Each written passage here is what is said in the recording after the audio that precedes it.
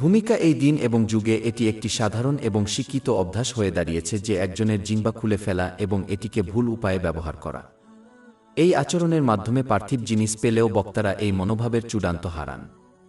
সহিহ মুসলিম ৭৪৮২ নম্বরে পাওয়া একটি হাদিস সতর্ক করে যে একজন ব্যক্তি এমন একটি শব্দ উচ্চারণ করতে পারে যা তারা তুচ্ছ মনে করে, তবে এটি তাকে এই পৃথিবীর পূর্ব এবং পশ্চিমের মধ্যকার দূরত্বের চেয়েও বেশি জাহান্নামে ডুবিয়ে দেবে। সুনানে ইবনে মাজা ৩৯৭৩ নম্বরে পাওয়া একটি হাদিসে এটি নিশ্চিত করা হয়েছে যে শব্দগুলিই মানুষের জাহান্নামে প্রবেশের প্রধান কারণ। পবিত্র কুরআন থেকে এটা স্পষ্ট যে একজন ব্যক্তি উচ্চারিত প্রতিটি শব্দ লিপিবদ্ধ করা হয় এবং বিচারের দিন তাদের জন্য জবাবদিহি করা হবে। অধ্যায় ৫ কাফ আয়াত ১ তিনি অর্থাৎ মানুষ কোনো কথাই উচ্চারণ করেন না, তবে তার সাথে একজন পর্যবেক্ষক প্রস্তুত থাকে লিপিবদ্ধ করার জন্য। এটি তাদের কথা বলার সমস্ত তাৎপর্য এবং তাদের জিহ্বাকে ক্রমাগত নিয়ন্ত্রণে রাখার গুরুত্বকে স্পষ্ট করে তুলতে হবে। জ্ঞান ছাড়া এটি অর্জন করা সম্ভব নয়। তাই এই বইটিতে জিহ্বার বিভিন্ন বিপদ এবং তা থেকে বাঁচার উপায় আলোচনা করা হবে। তর্ক করছে জিহ্বার তৃতীয় বিপদ হল অন্যের সাথে তর্ক করা। মহানবী হযরত মুহাম্মদ অন্যদের সাথে বিতর্ক না করার জন্য মুসলমানদের সতর্ক করেছেন। ইমাম বুখারীর আদাব আল মুফরাদ ৩৯৪ নম্বরে পাওয়া একটি হাদিসে এটি উপদেশ দেওয়া হয়েছে। বেশিরভাগ ক্ষেত্রে অন্যের সাথে তর্ক বিতর্ক করা মানুষের মধ্যে শত্রুতা বৃদ্ধির কারণ হয়। আসলে কেউ খুব কমই তর্কের মাধ্যমে সত্যকে গ্রহণ করে। এটা বোঝা গুরুত্বপূর্ণ যে সত্যকে সুন্দর, সদয় এবং শ্রদ্ধার সাথে উপস্থাপন করা এবং এটি নিয়ে কারো সাথে তর্ক করার মধ্যে একটি বড় পার্থক্য রয়েছে। এ কারণেই ইসলামের বাণী প্রচারের দায়িত্ব সঠিক বৈশিষ্ট্য গ্রহণকারীদের উপর ছেড়ে দেওয়া উচিত। তর্ক করা এতটাই অপছন্দ যে মহানবী হযরত মুহাম্মদ সাল্লাল্লাহু আলাইহি ওয়াসাল্লাম প্রতিশ্রুতি দিয়েছেন সুনানে আবু দাউদ ৪৮০০ নম্বরে পাওয়া একটি হাদিসে, যে ব্যক্তি তর্ক করা ছেড়ে দেয় তার জন্য জান্নাতের উপকণ্ঠে একটি ঘর। মতামত সঠিক।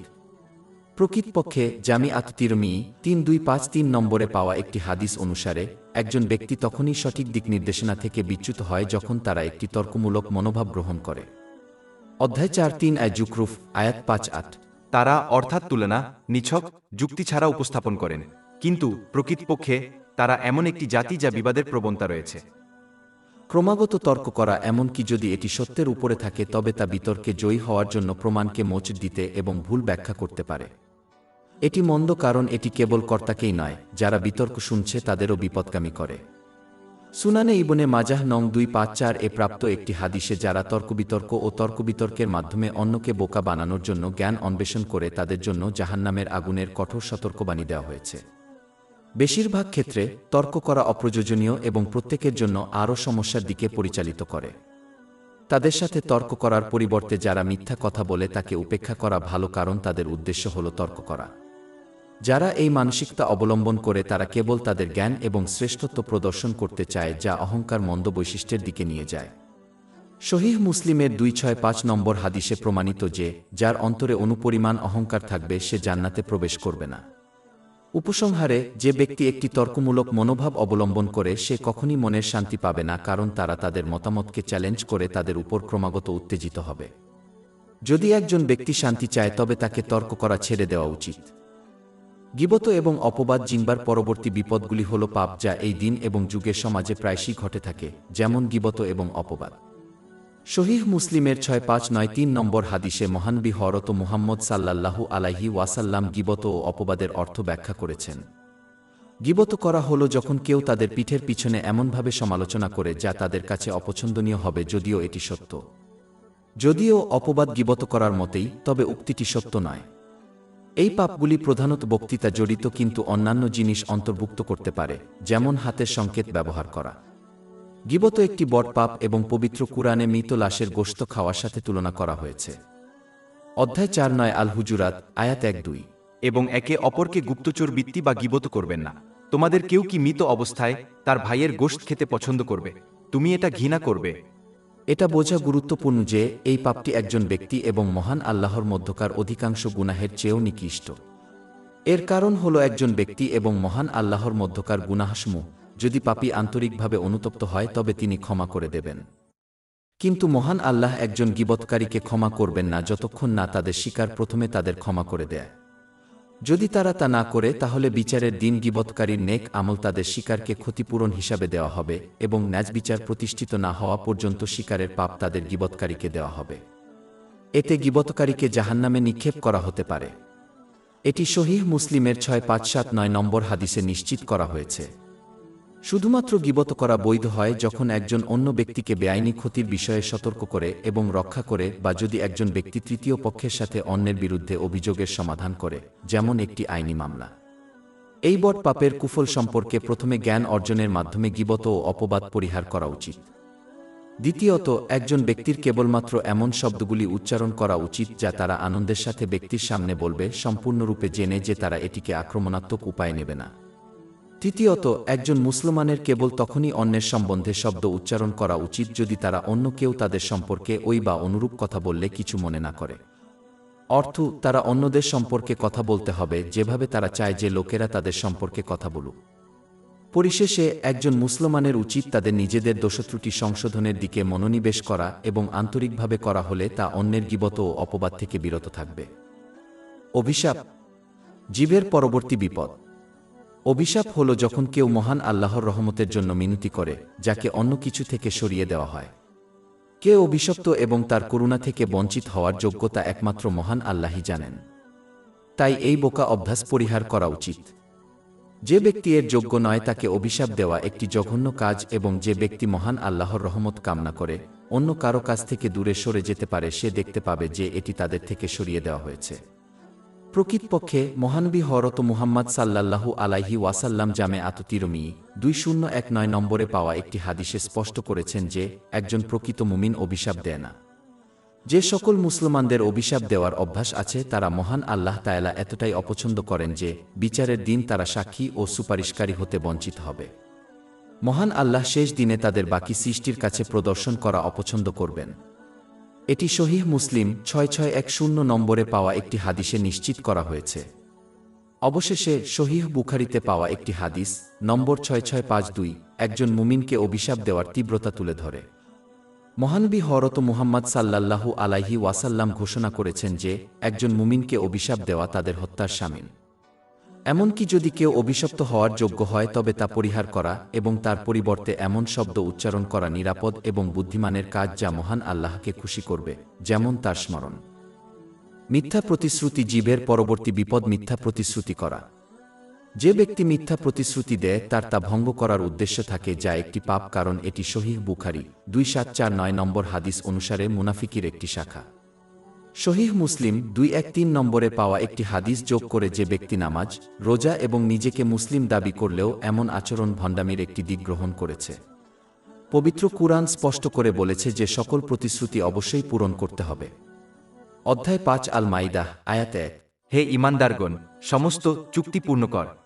যে ব্যক্তি তাদের প্রতিশ্রুতি পূর্ণ করার ইচ্ছা পোষণ করে কিন্তু কোনো বৈধ কারণে তা থেকে বিরত থাকে তার কোনো পাপ নেই। মুসলমানদের উচিত ভণ্ডামির এই দিকটি অবলম্বন না করার জন্য সচেষ্ট হওয়া উচিত, অন্যথায় বিচার দিবসে তাদের বিচার করা হবে। একজন মুসলিমের কখনই এমন কাজ করা উচিত নয় যা মহান আল্লাহকে অসন্তুষ্ট করে, যদিও তা তাদের ইচ্ছা বা শপথের বিপরীত হয়। দুর্ভাগ্যবশত কিছু মুসলমান অত্যন্ত একগুঁয়ে হয় যখন তাদের কথা পালন করার ক্ষেত্রেও তা মহান আল্লাহর অবাধ্যতার দিকে নিয়ে যায়। উদাহরণস্বরূপ, তারা তুচ্ছ কারণে অন্যদের সাথে সম্পর্ক ছিন্ন করতে পারে এবং তাদের করা একটি নির্বোধ শপথের কারণে পরিবর্তন করতে অস্বীকার করতে পারে। এটি শুধুমাত্র শত্রুতা এবং ভঙ্গুর সম্পর্কের দিকে নিয়ে যায়। সুনানে আন-নাসাই 3876 নম্বরে পাওয়া একটি হাদিস মুসলমানদেরকে সতর্ক করে যে তারা তাদের শপথগুলি এমনভাবে পূরণ করবে না যা মহান আল্লাহকে অসন্তুষ্ট করে, কারণ এই শপথ শুধুমাত্র শয়তানের জন্য। একজন মুসলিমের কখনই মহান আল্লাহর অবাধ্যতার উপর অবিচল থাকা উচিত নয়, কারণ এটি কেবল হঠকারিতা এবং ইসলামে এর কোনো অংশ নেই।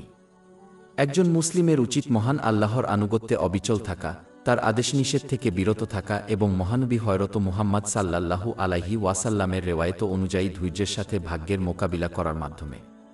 এটিই প্রকৃত দৃঢ়তা এবং মহান আল্লাহর রহমতের দিকে পরিচালিত করে। নিচের আয়াতটি তাদের বক্তৃতায় শপথ করার ইচ্ছা পোষণ করে না। উপরন্তু এই আয়াতটি মুসলমানদেরকে ইসলামের ভিত্তির কথা মনে করিয়ে দেয়, অর্থাৎ একজনের উদ্দেশ্য। এটিই প্রতিটি কাজের বিচার করা হয় এবং এটি বিচারের দিন জাহান্নাম বা জান্নাতে নিয়ে যাবে। অধ্যায় 2 আল বাকারা আয়াত 225। আল্লাহ আপনার অনিচ্ছাকৃত শপথের জন্য আপনাকে দোষারোপ করেন না, তবে তিনি আপনার অন্তর যা অর্জন করেছেন তার জন্য আপনাকে দোষারোপ করেন। কিন্তু কোনোটাই কম নয়, একজন মুসলিমের এই অভ্যাস করা উচিত নয়, কারণ এটি ইসলামে অপছন্দনীয়, কারণ এটি উভয় জগতেই সমস্যা সৃষ্টি করে। ফাউল ভাষা। জিহ্বার পরবর্তী বিপদ হল অশ্লীল ভাষা। এই অভ্যাস নিঃসন্দেহে পাপ। যে ব্যক্তি অশ্লীল এবং খারাপ মুখের কথা বলে সে মহান আল্লাহ তাআলা ঘৃণা করেন। এটি জামি তিরমিজি 2002 নম্বরে পাওয়া একটি হাদিসে নিশ্চিত করা হয়েছে। যে ব্যক্তি মহান আল্লাহকে রাগান্বিত করে সে তার রহমত থেকে অনেক দূরে এবং উভয় জগতে শাস্তির জন্য অধিকতর সংবেদনশীল। অশ্লীল ভাষা হল বক্তৃতা যা শালীনতা এবং ভালো আচরণের পরিপন্থী। এর মধ্যে রয়েছে শপথ করা এবং নির্লজ্জ ভাষা ব্যবহার করা। যেখানেই সম্ভব নির্লজ্জ ভাষা ব্যবহার না করে পরোক্ষভাবে কিছু উল্লেখ করা উচিত। মহানবী হযরত মুহাম্মদ সাল্লাল্লাহু আলাইহি ওয়াসাল্লাম জামে তিরমিজি 1977 নম্বরে পাওয়া একটি হাদিসে স্পষ্ট করেছেন যে একজন প্রকৃত মুমিন বাজে কথা উচ্চারণ করে না। সুতরাং যে ব্যক্তি এটিকে তাদের অভ্যাস করে তোলে তার উচিত তাদের ঈমান পর্যালোচনা করা এবং এই খারাপ বৈশিষ্ট্য থেকে আন্তরিকভাবে তওবা করা।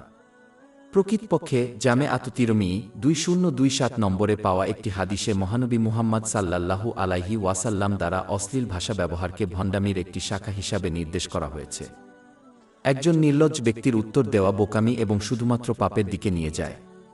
উদাহরণস্বরূপ, একজন ব্যক্তি একটি বড় পাপ করে যখন তারা তাদের নিজের পিতামাতাকে গালি দেয়। সহিহ মুসলিমে পাওয়া একটি হাদিস অনুসারে 5973 নম্বর, এটি ঘটে যখন একজন ব্যক্তি অন্য ব্যক্তির পিতামাতাকে গালি দেয় এবং পরবর্তীটি তার পিতামাতাকে গালি দেয়। একজন মুসলিমের উচিত শুধুমাত্র বুদ্ধিমান শব্দ উচ্চারণের মাধ্যমে তাদের জিহ্বাকে পরিশুদ্ধ করার জন্য প্রচেষ্টা করা, অন্যথায় তারা এমন অশ্লীল কথা বলতে পারে যার কারণে তারা এই পৃথিবীর পূর্ব ও পশ্চিমের দূরত্বের চেয়েও বেশি জাহান্নামে তলিয়ে যাবে। এটি সহিহ মুসলিম 7481 নম্বরে পাওয়া একটি হাদিসে নিশ্চিত করা হয়েছে। কৌতুক। জীবের পরের বিপদ ঠাট্টা। জামে তিরমিজি 2315 নং হাদিসে পাওয়া যায় যে মহানবী হযরত মুহাম্মদ সাল্লাল্লাহু আলাইহি ওয়াসাল্লাম মানুষকে হাসানোর জন্য মিথ্যা বলে 3 বার অভিশাপ দিয়েছেন। সত্যের উপর লেগে থাকা অবস্থায় রসিকতা করা পাপ নয়, তবে ধারাবাহিকভাবে করা কঠিন। যে ব্যক্তি অতিরিক্ত ঠাট্টা করে সে শেষ পর্যন্ত ছিটকে যাবে এবং পাপপূর্ণ শব্দ উচ্চারণ করবে, যেমন মিথ্যা বলা, গীবত করা বা অন্যকে উপহাস করা। অতএব অতিরিক্ত রসিকতা করা এড়িয়ে চলাই নিরাপদ, যা জামি তিরমিজি 1995 নম্বরে পাওয়া একটি হাদিসে উপদেশ দেওয়া হয়েছে। উপরন্তু যে ব্যক্তি অতিরিক্ত রসিকতা করে, এমনকি যদি তারা সর্বদা সত্য কথা বলতে পারে এবং কাউকে অসন্তুষ্ট না করে, তবে সে আধ্যাত্মিক ব্যক্তির মুখোমুখি হবে। যে রোগ সম্পর্কে সতর্ক করা হয়েছে সুনানে ইবনে মাজাহ 4193 নম্বরে পাওয়া একটি হাদিসে, অর্থাৎ আধ্যাত্মিকভাবে মৃত হৃদয়। এটি সেই ব্যক্তির ক্ষেত্রে ঘটে যে অত্যধিক রসিকতা করে এবং হাসে, কারণ এই মানসিকতা দাবি করে যে তারা সর্বদা মজার বিষয় নিয়ে চিন্তা করে এবং আলোচনা করে এবং গুরুতর সমস্যাগুলি এড়িয়ে চলে। মৃত্যু এবং পরকালের জন্য প্রস্তুতির বিষয়টি গুরুতর বিষয়, এবং যদি কেউ সেগুলি নিয়ে চিন্তাভাবনা ও আলোচনা এড়িয়ে যায় তবে সে কখনই তাদের জন্য সঠিকভাবে প্রস্তুত হবে না। এই প্রস্তুতির অভাব তাদের আধ্যাত্মিক হৃদয়ের মৃত্যু ঘটাবে। প্রকৃতপক্ষে একজন ব্যক্তি যত বেশি গুরুত্ব সহকারে পরকালের বিষয়ে চিন্তা করবে তত কম তারা হাসবে এবং তামাশা করবে। এটি সহিহ বুখারী 6486 নম্বরে পাওয়া একটি হাদিসে ইঙ্গিত করা হয়েছে। অনেক সময় ঠাট্টা করার কারণেও অন্যরা তাদের প্রতি শ্রদ্ধা হারায়।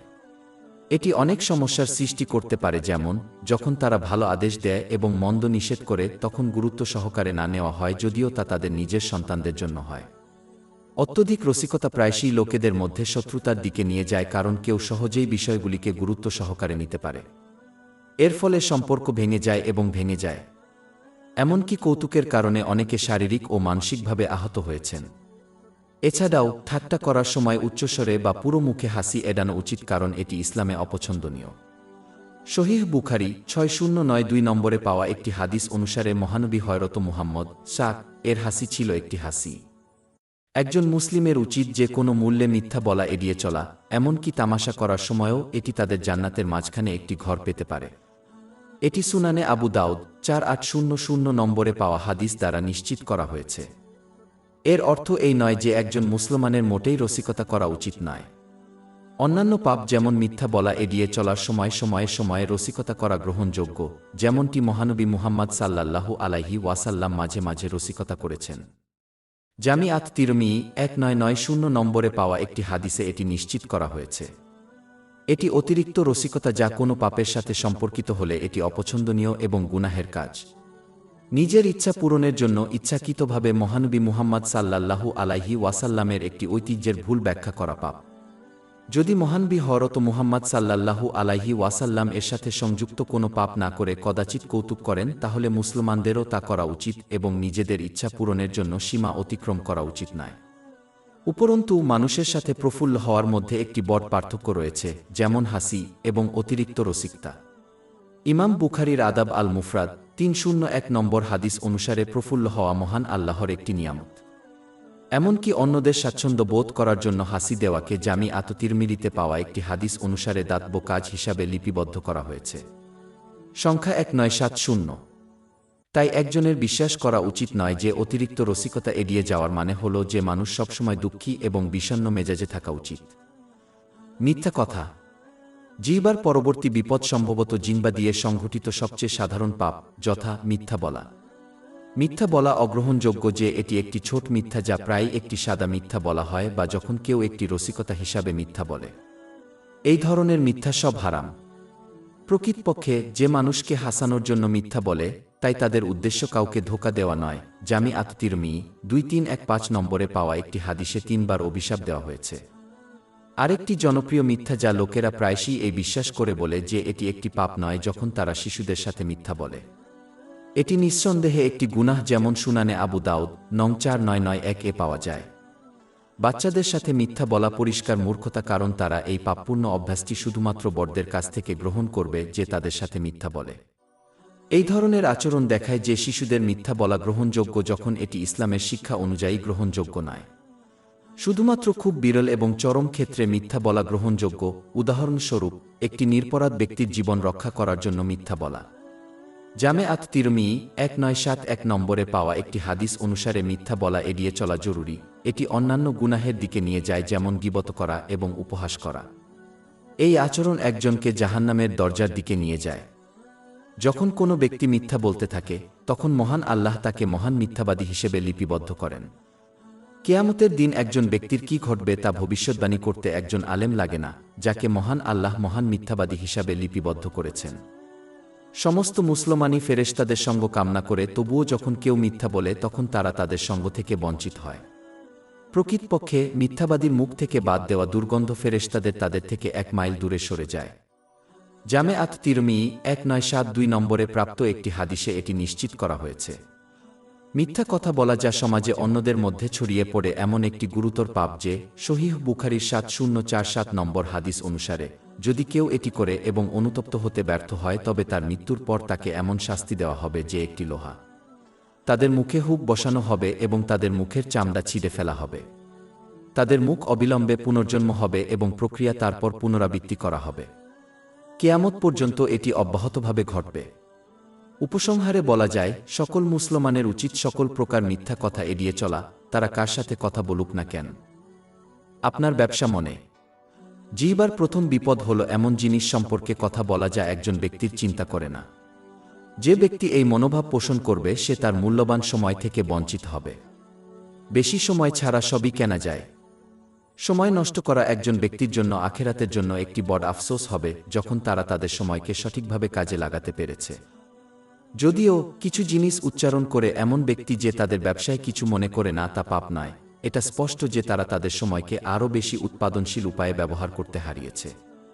এই কারণেই মহানবী হযরত মুহাম্মদ সাল্লাল্লাহু আলাইহি ওয়াসাল্লাম সুনানে ইবনে মাজাহ 3976 নম্বরে পাওয়া একটি হাদিসে ঘোষণা করেছেন যে একজন ব্যক্তি তার ইসলামকে পরিপূর্ণ করতে পারবে না যতক্ষণ না সে এমন জিনিস থেকে দূরে থাকে যা তার জন্য উদ্বেগজনক নয়। এমন কিছু সম্পর্কে কথা বলার সংজ্ঞা যা একজন ব্যক্তির উদ্বেগজনক নয় তা হল, যদি একজন ব্যক্তি এই ধরনের বক্তৃতা থেকে নীরব থাকতে বেছে নেয় তবে তারা পাপী হবে না বা তাদের নীরবতার দ্বারা কোনো ক্ষতি হবে না। বাস্তবে একজন ব্যক্তির এমন বিষয়গুলি সম্পর্কেও কথা বলা উচিত নয় যা তাদের উদ্বেগজনক, যদি না এটি একটি উপযুক্ত সময় এবং স্থানে হয়। এই পরামর্শ উপেক্ষা করা শুধুমাত্র বক্তা এবং অন্যদের জন্য সমস্যা বাড়ে। এমন বিষয় নিয়ে প্রশ্ন জিজ্ঞাসা করা যা একজনকে উদ্বেগজনক নয় আজ সমাজে পাওয়া একটি সাধারণ সমস্যা। লোকেরা প্রায়শই এই ধরনের জিনিসগুলি সম্পর্কে জিজ্ঞাসা করে এবং অন্যদেরকে বাধ্য করে যারা জিনিসগুলিকে গোপন রাখতে চায় হয় মিথ্যা বলতে, প্রতারণার মাধ্যমে সরাসরি উত্তর দেওয়া এড়ায় বা তারা তাদের উপেক্ষা করে যা অভদ্রতার মধ্যে আসে। একজন মুসলমানকে আরও বিবেকবান হওয়া উচিত এবং কেবলমাত্র সাধারণ বিষয়গুলি সম্পর্কে জিজ্ঞাসা করা উচিত যা তাদের উদ্বেগজনক। যারা তাদের বক্তৃতাকে এমন জিনিসের জন্য উৎসর্গ করে যা তাদের উদ্বেগজনক নয় তারা তাদের উদ্বেগজনক বিষয়গুলির কথা বলা থেকে বঞ্চিত হবে। এবং যারা সত্যিকার অর্থে তাদের উদ্বেগজনক বিষয়গুলিতে তাদের প্রচেষ্টা পরিচালনা করে তারা তাদের উদ্বেগহীন বিষয়গুলির বিষয়ে কথা বলার সময় পাবে না। পরবর্তীতে তারাই সফল যারা তাদের জিহ্বাকে সঠিকভাবে ব্যবহার করেছে। যদি কেউ সত্যিকার অর্থে তাদের সমস্ত যুক্তির প্রতিফলন করে তবে তারা বুঝতে পারবে যে তাদের বেশিরভাগই এমন কিছু সম্পর্কে কথা বলার কারণে ঘটেছে যা তাদের উদ্বেগজনক নয়। ভাবুন তো এই মনোভাব পরিহার করে কত যুক্তি এড়ানো যায়। অন্যদের উপহাস জিভের পরবর্তী বিপদ অন্যদের উপহাস করা। অন্যদের উপহাস করা হয় যখন একজন উপহাস করে এবং অন্যের ত্রুটিগুলি হাইলাইট করে যাতে অন্যদের হাসতে এবং তাদের দিকে তাকানোর জন্য। এটি কাজ বা শব্দের মাধ্যমে করা যেতে পারে। বেশিরভাগ ক্ষেত্রে এটি একটি পাপ কারণ এতে অন্যদের অবমাননা করা এবং অপমান করা জড়িত। যাকে উপহাস করা হচ্ছে তার অনুভূতি যদি নেতিবাচকভাবে পরিবর্তিত না হয় এবং পাপপূর্ণ শব্দ ব্যবহার না করা হয় তবে এটি পাপ নয়। বিশেষ করে এই দিন এবং বয়সে এটি অত্যন্ত বিরল। ঠাট্টা করা মহান আল্লাহ হারাম করেছেন। অধ্যায় 4 আল হুজুরাত আয়াত 1-1। হে ঈমানদারগণ, কোনো সম্প্রদায় যেন অন্য কোনো লোককে উপহাস না করে, সম্ভবত তারা তাদের চেয়ে ভালো হতে পারে। নারীরা যেন অন্য নারীদের উপহাস না করে, সম্ভবত তারা তাদের চেয়ে ভালো হতে পারে। এবং একে অপরকে অপমান করবেন না এবং একে অপরকে আপত্তিকর ডাকনামে ডাকবেন না। জামে আত তিরমি 2505 নম্বরে পাওয়া একটি হাদিসে হুজুর পাক মুহাম্মদ সাল্লাল্লাহু আলাইহি ওয়াসাল্লাম সতর্ক করেছেন যে ব্যক্তি অন্য কোনো পাপের জন্য অন্যকে উপহাস করে সে একই পাপ না করা পর্যন্ত তাওবা করবে না। মুসলমানদের জন্য এই বৈশিষ্ট্যটি এড়িয়ে চলা গুরুত্বপূর্ণ কারণ এটি বেশিরভাগ ক্ষেত্রে মানুষের মধ্যে শত্রুতা তৈরি করে এবং এটি সর্বদা ভেঙে যাওয়া বা ভেঙে যাওয়া সম্পর্কের দিকে নিয়ে যায়। বেশি প্রশংসা করা। জিহ্বার চূড়ান্ত বিপদ হল মানুষের প্রশংসা করা। সহিহ বুখারী 2662 নম্বরে পাওয়া একটি হাদিসে মহানবী হযরত মুহাম্মদ অন্যের প্রশংসা করার বিরুদ্ধে সতর্ক করেছেন। এটি একটি অপছন্দনীয় কাজ কারণ এটি প্রথমত পাপ হতে পারে যদি প্রশংসা মিথ্যার উপর ভিত্তি করে হয়। বিশেষ করে মানুষের প্রশংসা করা সত্য হলেও অজ্ঞরা তাদের গর্বিত হতে পারে। এটি একটি খারাপ বৈশিষ্ট্য কারণ একটি পরমাণুর মূল্য একজনকে জাহান্নামে নিয়ে যাওয়ার জন্য যথেষ্ট। সহিহ মুসলিমের 265 নম্বর হাদিসে এই বিষয়ে সতর্ক করা হয়েছে। অতিরিক্ত প্রশংসা এমনকি প্রশংসিত ব্যক্তিকে বিশ্বাস করতে পারে যে তারা মহান আল্লাহর আনুগত্য করার ক্ষেত্রে তাদের সম্ভাব্যতা পূরণ করেছে এবং তাই এটিতে উন্নতি করার প্রয়োজন নেই। একজন মুসলিমকে অন্যের প্রশংসা করে বোকা বানানো উচিত নয় কারণ তারা তাদের কাজ এবং অভ্যন্তরীণ লুকানো চরিত্র অন্য যে কোনো ব্যক্তির চেয়ে ভালো জানে। মহান আল্লাহ তাআলা অসংখ্যবার মানুষের কাছ থেকে তাদের দোষত্রুটি লুকিয়ে রেখেছেন তা নিয়ে চিন্তাভাবনা করে তাদের গর্বিত হওয়া থেকে বিরত রাখা উচিত। উপরন্তু তাদের মনে রাখা উচিত যে তারা যে প্রশংসিত গুণের অধিকারী তা মহান আল্লাহ ছাড়া অন্য কেউ তাদের দিয়েছেন, তাই সমস্ত প্রশংসা তারই। পরিশেষে একজন মুসলমানের উচিত মহান আল্লাহর প্রতি আরও কৃতজ্ঞ হওয়া উচিত, তাদের কাছে থাকা নিয়ামতগুলোকে তাকে সন্তুষ্ট করার উপায়ে ব্যবহার করে। বরং তাদের উচিত অন্যদেরকে এই হাদিস সম্পর্কে উপদেশ দেওয়া এবং অন্যের প্রশংসা না করার জন্য সতর্ক করা। শুধুমাত্র কিছু ক্ষেত্রে অন্যের প্রশংসা গ্রহণযোগ্য এবং তাদের প্রশংসা করা উচিত নয়, সত্যের সাথে লেগে থাকা এবং এটি করা উচিত যাতে তাদের আরও ভালো কাজ করতে উৎসাহিত করা যায়। এটি বিশেষ করে শিশুদের ক্ষেত্রে প্রযোজ্য, যেমন তাদের স্কুলের কাজের সম্মানে তাদের প্রশংসা করা, ভালো আচরণ করা এবং ইসলামের দায়িত্ব পালন করা। টেল বিয়ারিং জিহ্বার পরবর্তী বিপদ হল বিদ্বেষপূর্ণ গসিপ ছড়ানো অর্থ টেল বেয়ারিং। সহিহ মুসলিমের 290 নম্বর হাদিসে মহানবী হযরত মুহাম্মদ সাল্লাল্লাহু আলাইহি ওয়াসাল্লাম সতর্ক করেছেন যে ব্যক্তি বিদ্বেষমূলক কথাবার্তা ছড়ায় সে জান্নাতে প্রবেশ করবে না। এটি সেই ব্যক্তি যিনি গসিপ ছড়ান তা সত্য হোক বা না হোক এবং এটি মানুষের মধ্যে সমস্যা, ভেঙে যাওয়া এবং ভেঙে যাওয়া সম্পর্কের দিকে নিয়ে যায়। এটি একটি খারাপ বৈশিষ্ট্য এবং যারা এমন আচরণ করে তারা প্রকৃতপক্ষে মানব শয়তান কারণ এই মানসিকতা শয়তান ছাড়া অন্য কারো নয়। তিনি সর্বদা মানুষের মধ্যে বিচ্ছেদ ঘটাতে চেষ্টা করেন। মহান আল্লাহ পবিত্র কুরআনে এ ধরনের ব্যক্তিকে অভিশাপ দিয়েছেন। অধ্যায় 104 আল হুমাজাহ আয়াত 1। ধিক প্রত্যেক গীবতকারী নিন্দুকের জন্য। এই অভিশাপ যদি তাদের ঘিরে ফেলে তাহলে মহান আল্লাহ তাদের সমস্যার সমাধান করবেন এবং তাদের আশীর্বাদ দান করবেন এমন আশা করা যায় কিভাবে? শুধুমাত্র সময় গল্প বহন গ্রহণযোগ্য যখন কেউ একটি বিপদ সম্পর্কে অন্যদের সতর্ক করা হয়। একজন মুসলমানের জন্য এটি একটি কর্তব্য যে একজন গল্প বহনকারীর প্রতি কোনো মনোযোগ না দেওয়া, কারণ তারা দুষ্ট লোক যাদের বিশ্বাস করা বা বিশ্বাস করা উচিত নয়। অধ্যায় 4 আল হুজুরাত আয়াত 6। হে ঈমানদারগণ, যদি তোমাদের কাছে কোনো অবাধ্য ব্যক্তি তথ্য নিয়ে আসে, তবে অনুসন্ধান করে দেখ, পাছে অজ্ঞতাবশত কোনো সম্প্রদায়ের ক্ষতি করে নাও। একজন মুসলিমের উচিত গল্প বাহককে এই মন্দ বৈশিষ্ট্যটি চালিয়ে যেতে নিষেধ করা এবং আন্তরিকভাবে অনুতপ্ত হওয়ার জন্য তাদের আহ্বান জানানো। পবিত্র কোরআনে যেমন বলা হয়েছে, একজন মুসলমানের উচিত হবে না এমন ব্যক্তির বিরুদ্ধে কোনো খারাপ ইচ্ছা পোষণ করা যে তাদের সম্পর্কে খারাপ কিছু বলেছে। অধ্যায় 4 আল হুজুরাত আয়াত 1-2। হে ঈমানদারগণ, তোমরা অনেক ধারণা পরিহার কর, প্রকৃতপক্ষে কিছু অনুমান পাপ। এই একই আয়াত মুসলমানদের শেখায় যে অন্যের উপর গুপ্তচর ভিত্তি করে গল্পের বাহককে প্রমাণ বা মিথ্যা প্রমাণ করার চেষ্টা করবেন না। অধ্যায় 4 আল হুজুরাত আয়াত 1-2। এবং গুপ্তচর বৃত্তি করবেন না। পরিবর্তে গল্প বহনকারী উপেক্ষা করা উচিত। একজন মুসলমানের উচিত নয় যে গল্প বাহক তাদের দেওয়া তথ্য অন্য ব্যক্তির কাছে উল্লেখ করবেন বা গল্প বাহককে উল্লেখ করবেন না, কারণ এটি তাদেরও গল্প বাহক করে তুলবে। মুসলমানদের গল্প বহন করা এবং গল্প বহনকারীদের সঙ্গ এড়ানো উচিত, কারণ তারা আন্তরিকভাবে অনুতপ্ত না হওয়া পর্যন্ত তারা কখনই আস্থা বা সাহচর্যের যোগ্য হতে পারে না। দ্বিমুখী জীবের পরবর্তী বিপদ হচ্ছে দ্বিমুখী। এটি তখনই হয় যখন একজন ব্যক্তি তার আচরণ পরিবর্তন করে তার উপর নির্ভর করে যে তারা তাদের খুশি করার জন্য কার সাথে মিথস্ক্রিয়া করছে, যাতে তারা পার্থিব জিনিস যেমন সম্মান এবং খ্যাতি লাভ করে। সুনানে আবু দাউদ 4873 নম্বরে পাওয়া একটি হাদিসে মহানবী হযরত মুহাম্মদ সতর্ক করেছেন যে যে ব্যক্তি দ্বিমুখী মানসিকতা অবলম্বন করবে, কিয়ামতের দিন তার দুটি আগুনের জিহ্বা থাকবে। একজন মুসলমানের কর্তব্য হল তাদের কথাবার্তা ও কাজে সৎ ও অবিচল থাকা এবং তাদের সকল কাজে শুধুমাত্র মহান আল্লাহর সন্তুষ্টি কামনা করা। যে ব্যক্তি এই পদ্ধতিতে আচরণ করবে তাকে আল্লাহ তাআলা যে কোনো দীর্ঘমেয়াদী নেতিবাচক প্রভাব থেকে রক্ষা করবেন, যা ধারাবাহিকভাবে সৎ থাকার ফলে হতে পারে। কিন্তু যে ব্যক্তি মুনাফিকদের পথ অবলম্বন করে সে মহান আল্লাহর রহমত ও সুরক্ষা থেকে হারিয়ে যাবে, ফলে তারা গোমরাহিতে অন্ধভাবে বিচরণ করবে। মহান আল্লাহ তাআলা নিশ্চিত করবেন যে শীঘ্রই বা পরে তাদের মন্দ অভিপ্রায় সেই লোকদের কাছে প্রকাশ করা হবে যাদেরকে তারা খুশি করার লক্ষ্য রাখে, যাতে তারা পার্থিব আশীর্বাদ লাভ করতে হারায় এবং তাদের সমাজের দ্বারা ঘৃণা হয়।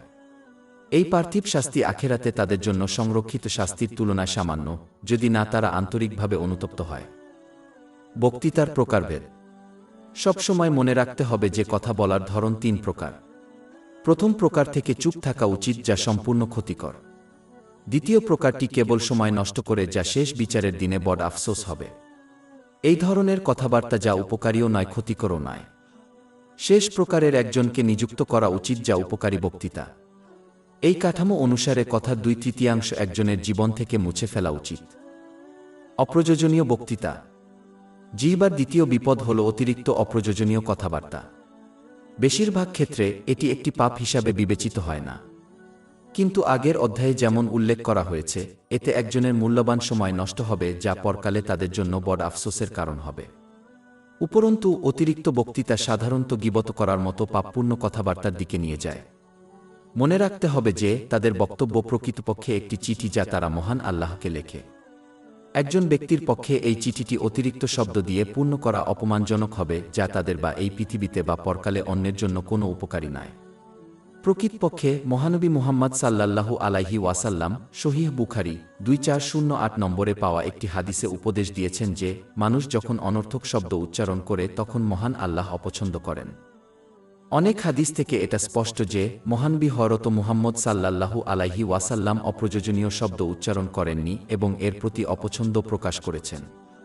ইমাম বুখারীর আদাব আল মুফরাদ 211 নং হাদিসে একটি উদাহরণ লিপিবদ্ধ করা হয়েছে।